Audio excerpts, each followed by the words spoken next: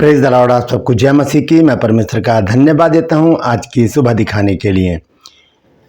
एक और दिन परमेश्वर ने हमारे जीवन में जोड़ दिया। हम परमेश्वर को कोटि कोटि धन्यवाद दें। एक नया संदेश लेकर मैं आपका दोस्त पास्टर राजमसी आपके सम्मुख उपस्थित हूं। और आज का जो संदेश है वो है दुल्हन के विषय में। दुल्हन कौन है, मेमने की पत्नी कौन है, ये जानने के लिए आपको आज का वीडियो देखना पड़ेगा। तो पूरा संदेश सुनिए और इसे शेयर भी कीजिए ताकि और भी लोग इन बातों को जान सकें।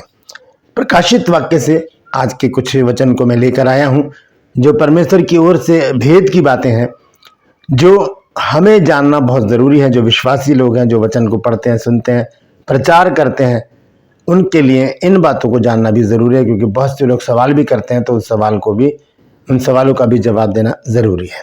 Praise the Lord. मेरा जो दूसरा चैनल है ट्रू पल्स, उसमें आज सवाल है कि वाचा का जो संदूक था उसमें क्या क्या वस्तुएं थी। वाचा का जो संदूक था जो इजरायलियों के पास था, उसमें क्या क्या वस्तुएं रखी गई थी। अगर आप जानते हैं तो कमेंट्स में लिख दीजिए, नहीं तो डिस्क्रिप्शन में आपको इसका जवाब मिल जाएगा। Praise the Lord. मेरे साथ मेरी मुहिम में शामिल हो जाइए कि जिद है सच को फैलाने की। एक छोटी सी प्रार्थना करके आज के वचन को शुरू करते हैं। प्रभु जी, मैं धन्यवाद देता हूँ आज की सुबह दिखाने के लिए और विनती करता हूँ प्रभु जी, आज के वचन को शेयर करने में मेरी मदद सहायता कर। मेरे होठों को, मेरे दिलो दिमाग को छूकर ब्लेस कर। मेरी आत्मा, मेरा शरीर तेरे ही कब्जे में रहे ताकि बोलने वाला मनुष्य नहीं बल्कि तेरा आत्मा हो। जितने भी लोग इस वचन को देख रहे हैं, सुन रहे हैं, उन सब पर मैं तेरी आशीष बोलता हूँ। हर एक को आशीषित कर। हर एक की रोग, बीमारी, चिंता, परेशानी को अपने सामर्थ्य नाम के द्वारा दूर कर दे। हर एक घर से लड़ाई झगड़े, तफरके, मनमुटाव, बांझपन, कर्जा, नशा प्रभु जी और बेरोजगारी, असाध्य रोग अपने सामर्थ्य नाम के द्वारा दूर कर दे। धन्यवाद देता हूं प्रभु, तूने मेरी प्रार्थना को सुन लिया। प्रभु यीशु के नाम से मांगते हैं, आमीन।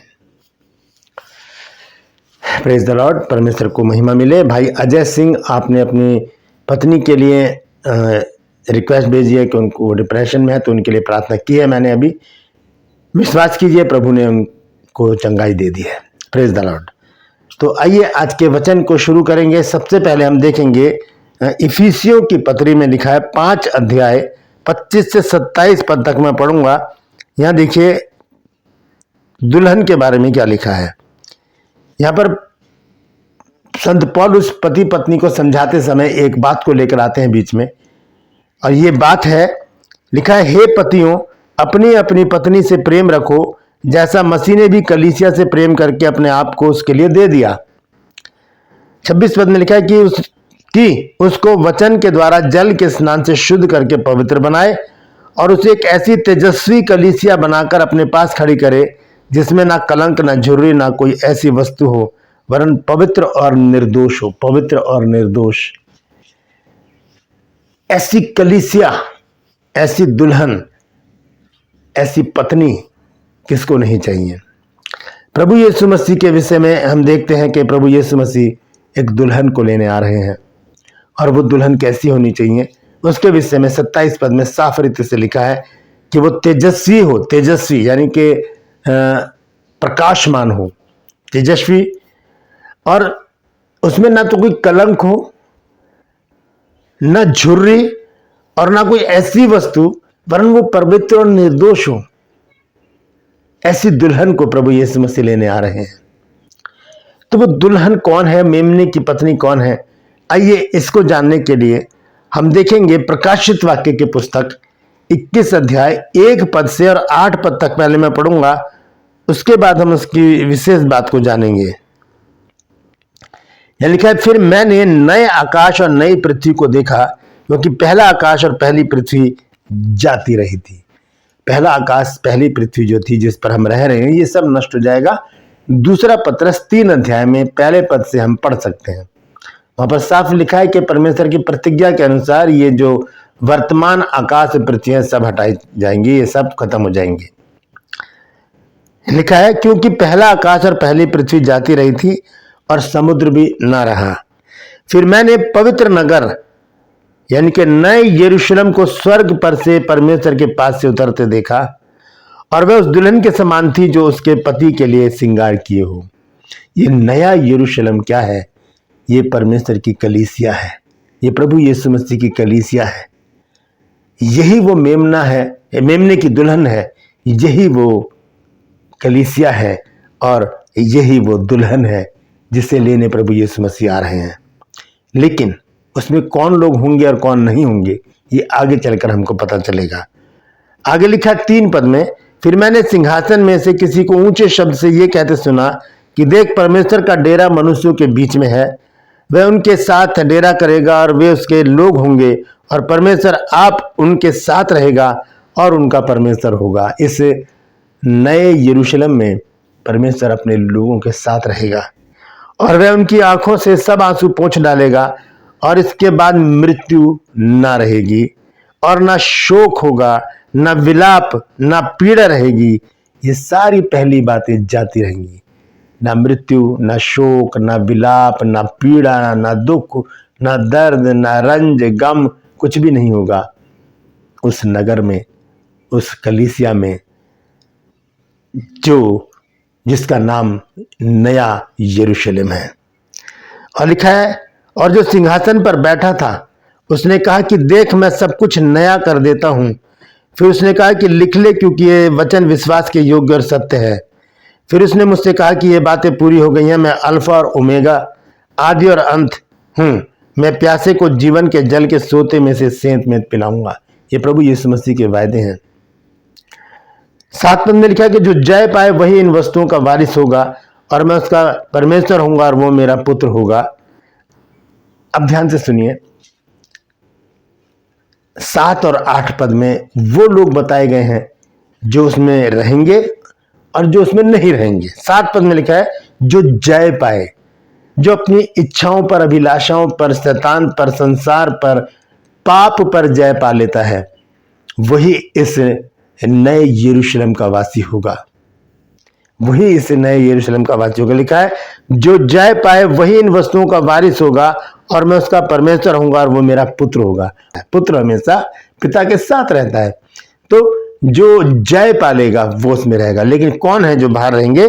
पर डरपोकों और अविश्वासियों और घिनौनों और हत्यारों और व्यभिचारियों और टोन्हों और मूर्ति पूजकों और सब झूठों का भाग झील में मिलेगा, जो आग और गंधक से जलती रहती है। ये दूसरी मृत्यु है। तो ये लोग बाहर रहेंगे। इनमें से अगर एक भी बात हमारे अंदर है तो हमें उसे छोड़ना पड़ेगा, क्योंकि हम एक नए यरूशलेम की आस देखते हैं।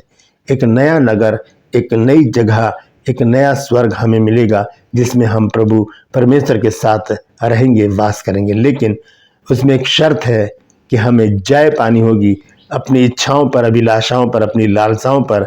हमें जय पानी होगी शैतान पर, संसार पर और पाप पर, क्योंकि पाप जो है वो द्वार में छिपा खड़ा रहता है और हमारी लालसा उस तरफ होती है। वो हमें लालच देता है, हम उसकी ओर बढ़ जाते हैं और हम बुरी बातों में फंस जाते हैं। Praise the Lord. तो यहां पर कुछ बातें लिखी है। अब सुनिए 9 और 10 पद में क्या लिखा है। फिर जिन 7 स्वर्गदूतों के पास 7 पिछली विपत्तियों से भरे हुए 7 कटोरे थे, उनमें से एक मेरे पास आया और मेरे साथ बातें करके कहा, इधर आ, मैं तुझे दुल्हन अर्थात मेमने की पत्नी दिखाऊंगा। अब वो दिखा रहा है तो हमें भी देखने की जरूरत है कि हम भी देखें वो कौन है, वो कौन है दुल्हन और वो मेमने की पत्नी। तो आइए देखते हैं। 10 पद में इसको स्पष्ट रूप से कहा गया है, और वह मुझे आत्मा में एक बड़े और ऊंचे पहाड़ पर ले गया और पवित्र नगर यरूशलेम को स्वर्ग से परमेश्वर के पास से उतरते दिखाया। उतरते दिखाया। ये कौन है? यरूशलेम। ये एक कलीसिया है, ये दुल्हन है। इसमें धार्मिक लोग होंगे, इसमें धार्मिक लोग होंगे। आइए देखते हैं दूसरा पत्रस 3 अध्याय के 13 पद में लिखा है, पर उसकी प्रतिज्ञा के अनुसार हम एक नए आकाश और नई पृथ्वी की आस देखते हैं, जिनमें धार्मिकता वास करेगी। धार्मिकता वास करेगी। जिन्होंने जय पा लिया है अपनी इच्छा, विलासाओं, लालसाओं पर, पाप पर, संसार पर, शैतान पर, वही धार्मिक है। वही इस नए यरूशलेम के वासी होंगे, जिसे दुल्हन और मेमने की पत्नी बताया गया है। यही वो कलीसिया है जिसके लोगों को प्रभु यीशु मसीह इकट्ठा कर कर लेकर जाने वाले हैं। इसीलिए कहा जाता है कि यीशु मसीह का शुभागमन बहुत निकट है।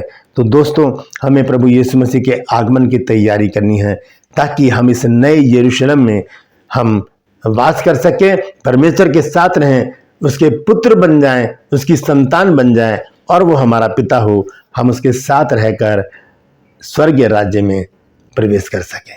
Praise the Lord. परमेश्वर इन वचनों के द्वारा आशीष दे। अगर आज आपने कुछ नया सीखा है तो कमेंट्स में लिखिए, और अगर आप चाहते हैं कि ये वचन और भी लोग जाने तो इसे जरूर शेयर कीजिए ताकि लोग जाने कि दुल्हन और मेमने की पत्नी कौन है, नया यरूशलेम को क्या है। तो इस वचन को शेयर कीजिए ताकि बहुत से लोगों तक ये बात पहुंच सके। ट्रू पल्स में आज का सवाल है कि वाचा का जो संदूक है उसमें कौन कौन सी वस्तुएं रखी थी। जानते हैं तो कमेंट्स में लिख दीजिए, नहीं तो डिस्क्रिप्शन में आपको इसका जवाब मिल जाएगा। मेरे साथ मेरी मुहिम में शामिल हो जाइए कि जिद है सच को फैलाने की। यदि अभी तक आपने मेरे इस चैनल को सब्सक्राइब नहीं किया तो अभी सब्सक्राइब कर लीजिए, बेल आइकन को दबाइए ताकि नोटिफिकेशन आपके पास पहुंचे, नया वीडियो बिना व्यवधान के आपके पास पहुंच जाए। मेरी वीडियोस को लाइक कीजिए, शेयर कीजिए और कमेंट्स बॉक्स में आकर मुझसे जरूर बातचीत कीजिए। Praise the Lord. आज के लिए बस इतना ही, फिर मिलूंगा एक नए संदेश के साथ एक नया वीडियो लेकर। तब तक के लिए मुझे इजाजत दीजिए, लेकिन अपना और अपनों का ख्याल रखिए और नए यरूशलेम में प्रवेश करने के लिए अपने आप को तैयार कर लीजिए, क्योंकि वहीं ले जाने के लिए प्रभु यीशु मसीह बहुत जल्दी आने वाले हैं। Praise the Lord.